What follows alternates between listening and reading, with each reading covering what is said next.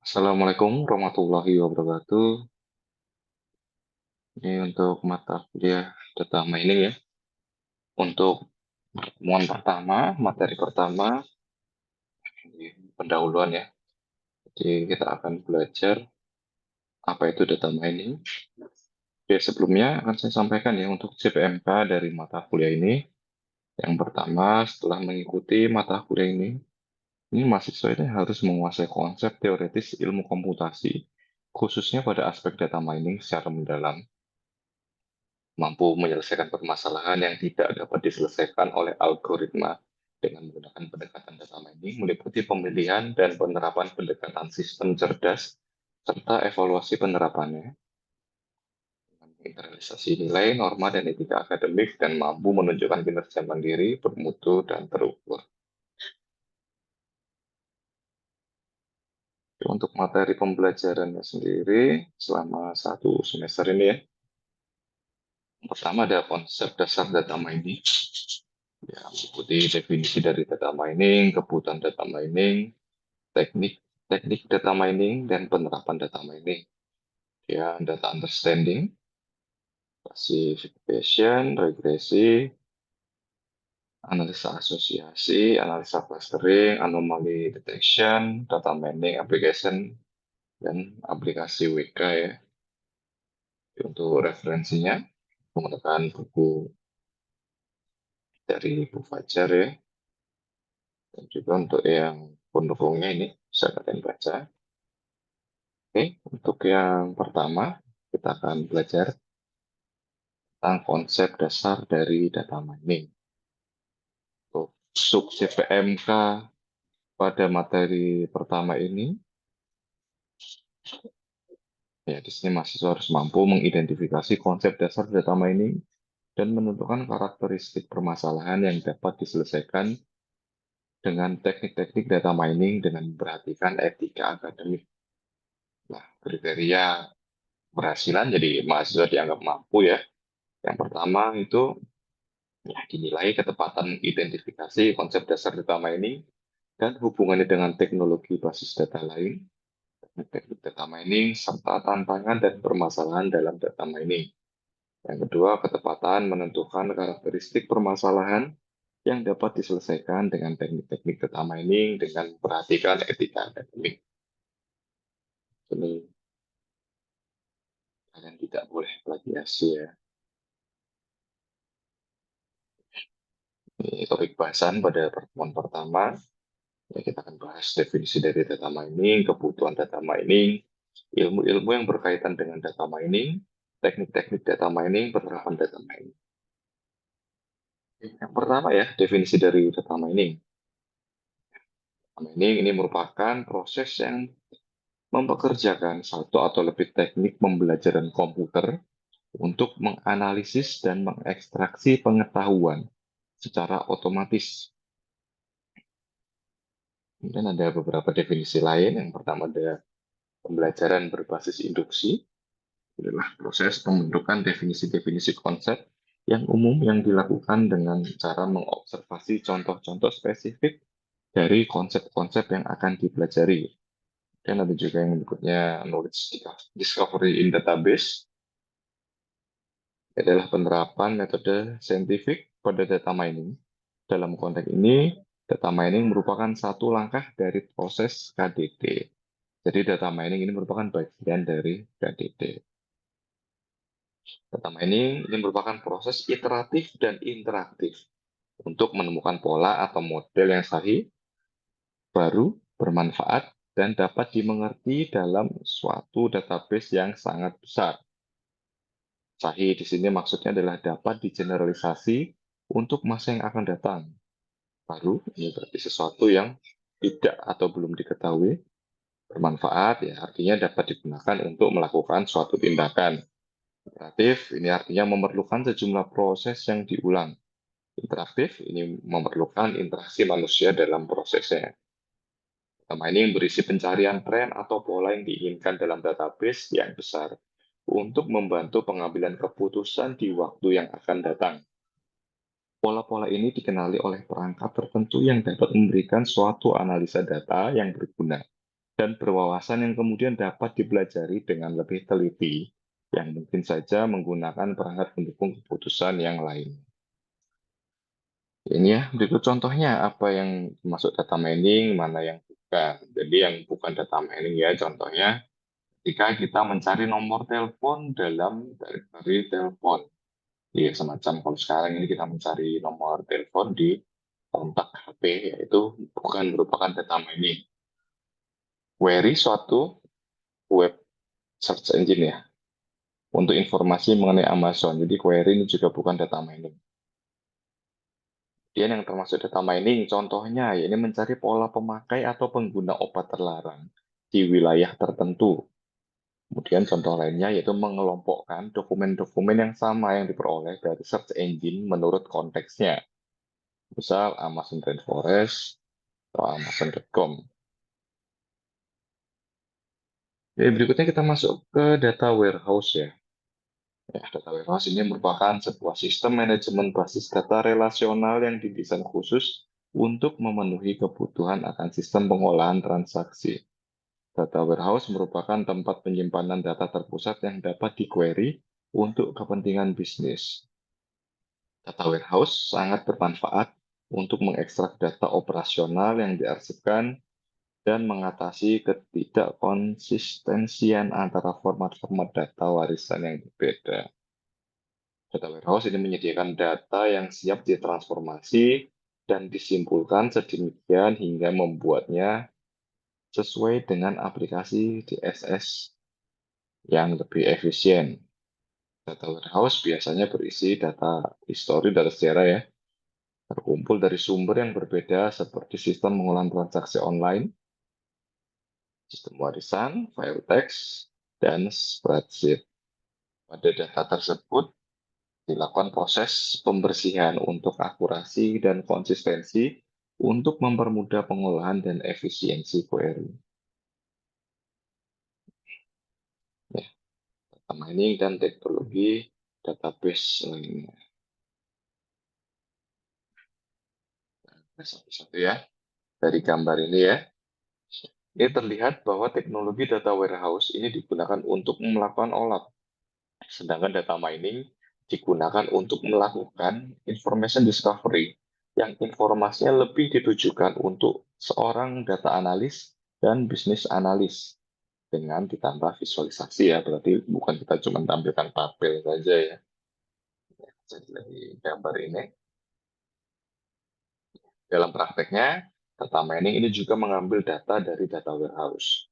Hanya saja aplikasi dari data mining lebih khusus dan lebih spesifik dibandingkan OLAP, mengingat database bukan satu-satunya bidang ilmu yang mempengaruhi data mining. Banyak lagi bidang ilmu yang turut memperkaya data mining. Contohnya, information science, high performance computing, visualisasi, machine learning, statistik, jaringan saraf tiruan, pemodelan matematika, kemudian ada IR ya, atau information retrieval, kemudian ada information extraction, serta pengenalan pola. Bahkan pengolahan citra atau image processing ini juga digunakan dalam rangka melakukan data mining terhadap data image atau data spasial. Di sini kenapa kita ini perlu melakukan data mining ya. Pertama, bila kita melihat dari sudut pandang komersil, ya, faktor-faktornya yang pertama karena meledaknya volume data yang dihimpun dan disimpan dalam data warehouse. Ya, contohnya ada data web, e-commerce, penjualan di department store, transaksi bank atau credit card, dan proses komputasi yang dapat diupayakan, dan kuatnya tekanan kompetitif. Nah, di sini dapat menyediakan yang lebih baik layan-layan customisasi, informasi ini sedang menjadi produk yang berarti. Ya, maka dari itu diperlukan data mining ya. Sedangkan dari sudut pandang keilmuan, kecepatan data yang dihimpun dan disimpan. Ini sudah hitungannya gigabyte per jam ya, sudah tidak seperti dulu ya. Ini contohnya dari remote sensor, benda satelit, teleskop untuk memindai langit, simulasi saintifik yang membangkitkan data dalam ukuran terabyte, Dan teknik-teknik tradisional tidak fleksibel untuk mengolah data sudah. Nah, kemudian data mining untuk reduksi data, bisa dilakukan untuk klasifikasi dan segmentasi data. Dan juga data mining ini bisa membantu ilmuwan dalam melakukan formasi hipotesis. Semula data mining, ya, ini data mining mengambil ide dari machine learning atau AI, pengetahuan pola, statistik, dan database system.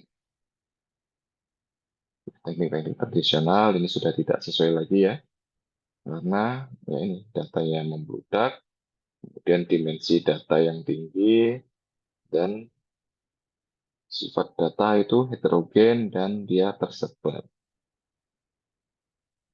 Software data mining, ini yang pertama ada Intelligent Miner dari IBM. Microsoft ini juga punya ya, menambahkan fasilitas data mining di Microsoft SQL Server. Ada Enterprise Miner dari SAS, ada Mindset dari Silicon Graphic, dan ada juga Clementine dari SPSS. Big data ya, pada tahun 1900-an ya kita sudah kenal ya dengan statistika dan probabilitas. Kemudian tahun 80 ini sudah masuk ke era data warehouse. Kemudian di tahun 90-an ini sudah mulai diperkenalkan teknik-teknik data mining. Dan tahun 2000-an ini sudah masuk ke era AI atau machine learning. Dan saat ini kita sudah menghadapi era big data.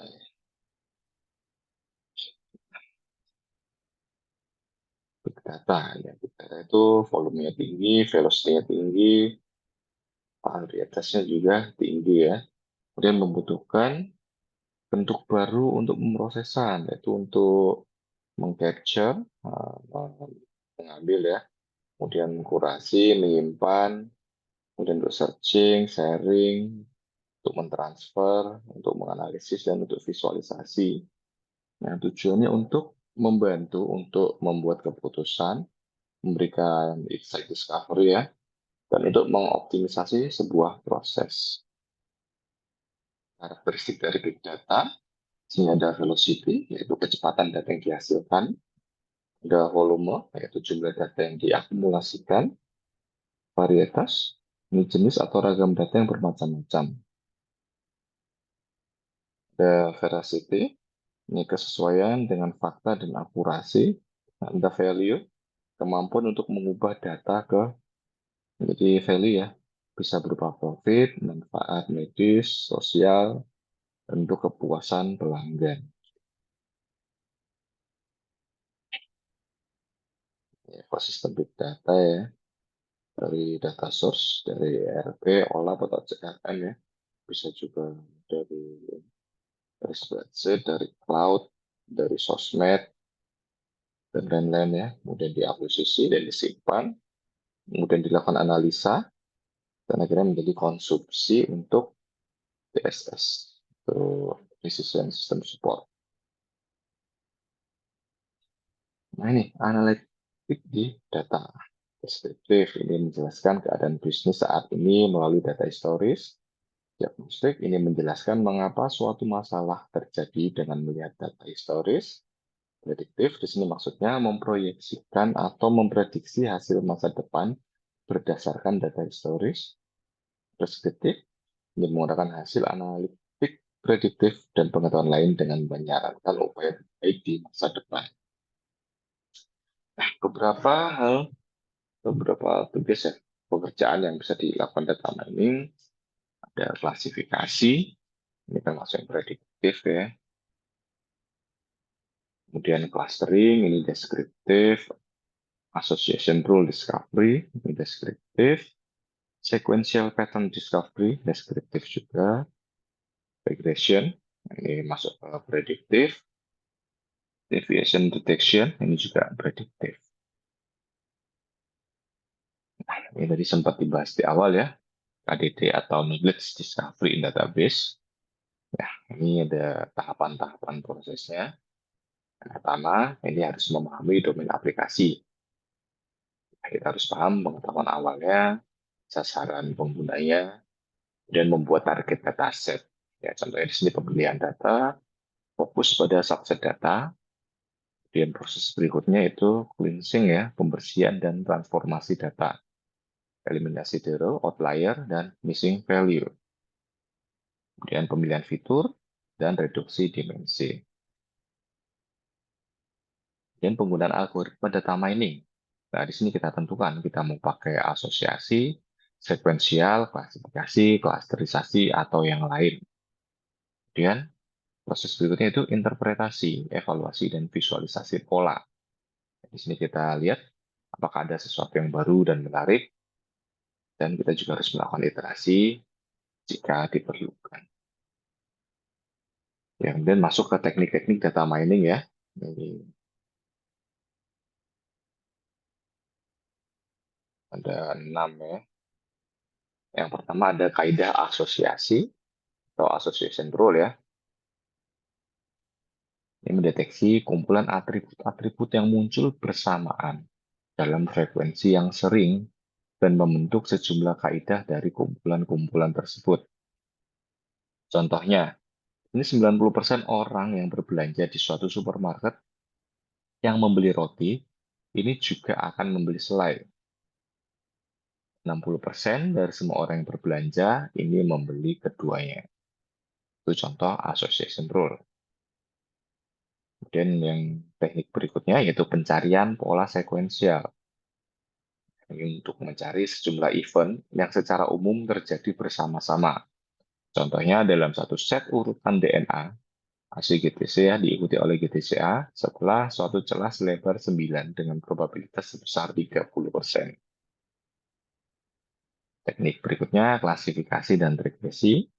Ini untuk menentukan sebuah record data baru ke salah satu dari beberapa kategori atau kelas yang telah didefinisikan sebelumnya. Untuk regresi, dia berkaitan dengan prediksi field-field yang bernilai real. Disebut juga dengan supervised learning. Ya. Nanti kita akan bahas ya masalah supervised learning, unsupervised learning. Ya, teknik berikutnya yaitu klasterisasi. Ya, tujuannya untuk mempartisi dataset menjadi beberapa subset atau kelompok sedemikian rupa sehingga elemen-elemen dari suatu kelompok tertentu memiliki set properti yang di-share bersama dengan tingkat similaritas yang tertinggi dalam satu kelompok dan tingkat similaritas antar kelompok yang rendah. Disebut juga dengan unsupervised learning. Pelacakan similaritas ini untuk suatu database dari sejumlah objek dan sebuah query terhadap objek yang diberikan. Dapatkan objek-objek yang berada dalam jarak yang ditentukan pengguna dari objek yang dilakukan query. Dan teknik berikutnya yaitu deteksi deviasi, ini untuk mendapatkan record yang paling berbeda dari records lainnya. Atau dengan kata lain, dapatkan semua outlier. Outlier ini dapat diabaikan sebagai noise, atau merupakan informasi yang menarik. Nah, kita bahas satu persatu ya, klasifikasi. Definisinya, ini klasifikasi adalah proses penentuan objek-objek baru pada satu set kategori atau kelas yang telah didefinisikan sebelumnya. Ya, tahapannya, yang pertama diberikan suatu set record berlabel sebagai masukan. Nah, ini prosesnya namanya training set ya. Tiap record itu terdiri dari satu set atribut. Nah, satu set dari atribut tersebut adalah kelas. Kemudian kita bangun sebuah model untuk kelas atribut sebagai suatu fungsi dari nilai atribut-atribut yang lain. Tujuannya yaitu untuk memprediksi label untuk record tidak berlabel setelah model dibangun. Sebuah test set ini digunakan untuk menentukan akurasi dari model tersebut. Kadang dataset yang diberikan dibagi dalam training dan test set ya. Dengan training set digunakan untuk membangun model dan test set digunakan untuk memeriksa. Nah, ini untuk masalah pembelajarannya ya. Untuk klasifikasi disebut juga dengan supervised learning ya karena tadi setiap recordnya ada label kelasnya ya. Makanya disebut supervised learning. Contoh ini dijelaskan dalam bentuk atribut. Ini kategorikal, nilai-nilai simbolik tidak terurut, bisa juga berupa numerik atau continuous. Kelas atau atribut luaran yang diprediksi. Ini kategorikal untuk klasifikasi dan numerik untuk regresi. Untuk training setnya, ini satu contoh set di mana setiap contoh adalah sebuah vektor fitur. Satu set pasangan atribut nilai serta dengan kelas yang diasosiasikan dengan contoh tersebut. Kemudian model dibangun dengan menggunakan training set. Dan yang disebut dengan test set adalah satu set contoh yang terpisah dari training set yang digunakan untuk pengujian keakuratan dari model. Nah, ini contoh ya. Yang sebelah kiri, ini merupakan test set ya. Di sini ada satu, ada lima atribut. Yang pertama, misal ini ada transaksi ID ya. Untuk yang transaksi ID biasanya tidak kita gunakan. Kemudian atribut yang pertama ada refund. Masuk kategorikal ya. Refund dia ya tidak seperti ini. Kemudian atribut berikutnya itu status pernikahan, single, married, single, dan seterusnya. Kemudian atribut berikutnya itu taxable income atau pendapatan yang kena pajak ya. Ini 125.000 dan seterusnya. Ini bentuknya continuous dan kelas. Dan atribut terakhir ya ini yang disebut kelas ya. Jadi apakah ada resiko untuk cheat atau bermain curang ya? Ya dan tidak. Di sini ada dua kelas. Ya, inilah yang disebut dengan training set. Di sini ada 10, contohnya ada 10 data, dan masing-masing sudah diketahui labelnya, label cheatnya, yes atau no. Nah, kemudian yang test set, ini seperti ini bentuknya. Dia hanya diberi 3 atribut saja ya. Ada refund, marital status, dan taxable income tanpa diketahui kelasnya. Dia cheat atau tidak, kan seperti itu. Nah, dari sini dari training set ini kita lakukan learning ya, pembelajaran dan menghasilkan suatu model. Nah, model ini disebut dengan maaf, prosesnya ini untuk learning ya, learning classifier. Dari proses ini akan dibuat sebuah model. Nah, bila ada data-data baru yang belum diketahui kelasnya, kelas cheat atau tidak ya ini kemudian dimasukkan ke dalam model. Dari sini nanti akan diklasifikasikan untuk masing-masing record ini. Dia masuk kelas cheat-nya itu yes atau no, seperti itu ya. Klasifikasi, ini contoh aplikasinya ya. Ini direct marketing, tujuannya mengurangi kos surat menyurat dengan menentukan satu set konsumen yang mempunyai kesamaan dalam membeli produk telepon seluler baru. Pendekatannya ini untuk menggunakan data penjualan untuk suatu produk telepon seluler ya. Kemudian kita mengetahui pelanggan yang memutuskan untuk membeli dan yang memutuskan untuk tidak membeli. Berarti di sini kelasnya ada dua, yaitu keputusan buy atau don't buy. Ini kita pakai sebagai kelas atribut. Dan himpun bermacam-macam demografi, gaya hidup, company interaction, hubungan dengan informasi mengenai pelanggan tersebut. Ya, contohnya tipe bisnis, di mana mereka tinggal, berapa banyak mereka membayar, dan lain-lain. Kemudian gunakan informasi tersebut sebagai atribut input untuk mempelajari suatu model klasifikasi. Contoh yang kedua yaitu untuk deteksi fraud. Ya, ini kita gunakan transaksi kartu kredit dan informasi pemegang kartu kredit sebagai atributnya. Kapan seorang pelanggan membeli, apa yang dibeli, apa selalu membayar tepat waktu dan sebagainya. Ini sebagai atribut-atributnya ya. Kemudian untuk kelasnya dari transaksi-transaksi sebelumnya ya, kita bisa bentuk kelasnya fraud itu ya dia fraud atau fair ya. Kita jadikan kelas atributnya, dan kita lakukan learning, dan kita bentuk modelnya. Nah, gunakan model ini untuk mendeteksi kecurangan dengan mengobservasi transaksi kartu kredit tiap akun. Yang contoh yang ketiga, untuk customer attrition, itu tujuannya untuk memprediksi pelanggan mana yang akan berpindah ke kompetitor kita. Pendekatannya ya, kita gunakan record transaksi dengan pelanggan yang lalu maupun yang sekarang untuk mendapatkan atribut. Ya, contoh yang digunakan, seberapa sering pelanggan ini menghubungi, di mana dia menghubungi, pada hari apa dia paling sering menghubungi, status keuangannya, status pernikahan, dan sebagainya. Yang digunakan kelas label ya, yaitu setia atau tidak setia. Kemudian kita temukan suatu model untuk loyalty-nya. Apakah dia termasuk setia atau tidak, seperti itu.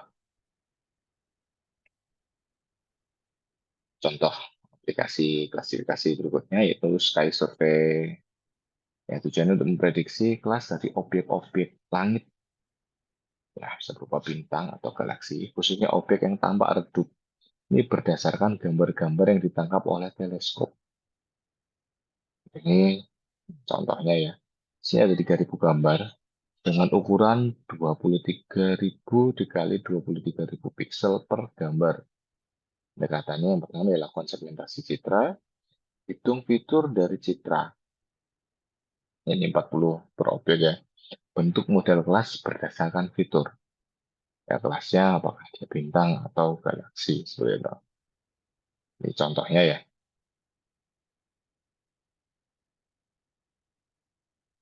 Atribut yang digunakan, ya, image feature, dan karakteristik dari gelombang cahaya yang diterima ya. Kelasnya yaitu stage of formation ya. Oke. Oke, masuk ke teknik berikutnya, clustering. Jika diberikan sejumlah titik data yang masing-masing mempunyai sejumlah atribut dan dengan menggunakan satu ukuran similaritas dapat ditemukan klaster-klaster sedemikian hingga titik-titik data dalam satu klaster mempunyai similaritas yang lebih besar, titik-titik data dalam klaster yang berbeda mempunyai similaritas yang kecil. Nah, ukuran similaritas ini bila atributnya kontinu kita menggunakan Euclidean distance, kita menggunakan pengukuran lain ya sesuai dengan permasalahan yang dihadapi. Nah, ini contoh Euclidean distance based clustering di 3D ya. Di sini ada sekumpulan data ya, yang akan dikelompokkan.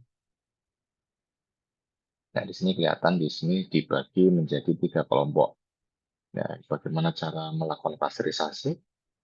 Yaitu yang pertama ini, meminimalkan jarak antar cluster, intra-cluster.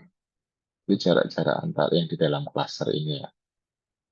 Dan yang kedua yaitu untuk memaksimalkan jarak antar cluster ini.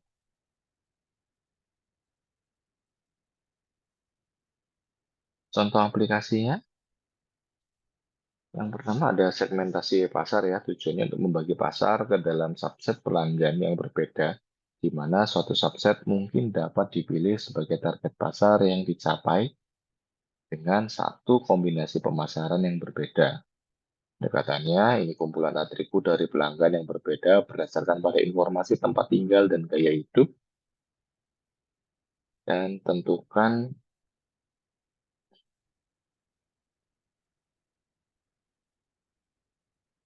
klaster dari pelanggan-pelanggan yang sama. Menghitung kualitas klaster dengan mengobservasi pola daya beli pelanggan pada klaster yang sama versus dari klaster yang berbeda. Contoh aplikasi berikutnya untuk clustering ya, yaitu untuk mengklaster dokumen. Tujuannya untuk mendapatkan kelompok dokumen yang mempunyai kesamaan berdasarkan pernyataan atau kata-kata penting yang muncul dalam dokumen tersebut.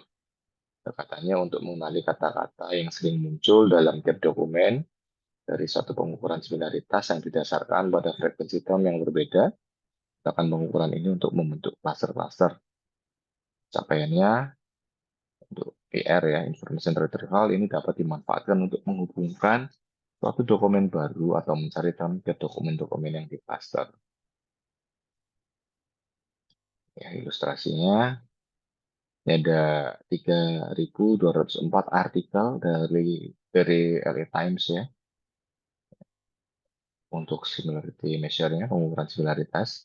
Ini berapa banyak kata-kata yang biasa ada dalam dokumen-dokumen ini setelah kita lakukan proses word filtering. Nah, jadi di sini kita bagi, misal ya, dari sini contohnya dibagi ada 6 kategori, ada finansial, luar negeri, nasional, metro, sports, entertainment. Total artikelnya untuk finansial misalnya 555. Nah, ini corrected place, jadi yang di cluster sesuai ya. Ini ada 364. Yang luar negeri, untuk orange ya, total artikel ada 341, yang di place atau ditempatkan secara tepat ada 260, dan seterusnya. Teknik berikutnya yaitu pencarian pola asosiasi. Nah, jika diberikan sekumpulan record yang masing-masing terdiri dari sejumlah item dari kumpulan yang diberikan, ini akan menghasilkan aturan ketergantungan atau dependency rules yang akan memprediksi kejadian dari satu item berdasarkan kejadian item lainnya. Misal di sini ada record untuk apa ya, eh, data belanja ya, misal di supermarket ya, ada 5 transaksi. Nah, transaksi pertama di sini ada bread, coke, and milk. Kemudian transaksi kedua ada beer dan bread. Transaksi ketiga ini di struknya ya, misalnya di sini ada beer, coke, diaper, dan milk. Kemudian transaksi 4 ada beer, bread, diaper, and milk. Yang 5 ini ya ada coke, diaper, and milk. Dari data-data transaksi ini kita bisa mendapatkan rule ya, misal bila seseorang itu membeli susu, maka dia akan membeli coke. Kita lihat transaksi satu ada milk-nya, dia juga ada coke-nya. Transaksi 3 ada milk, ada coke. Nah, ini transaksi 4 ini tidak ada ya. Transaksi 5 ini ada milk, dia ada coke. Kemudian rule berikutnya yang bisa kita ambil, ya bila seseorang memberi diaper dan milk secara bersamaan, maka dia juga akan membeli bir.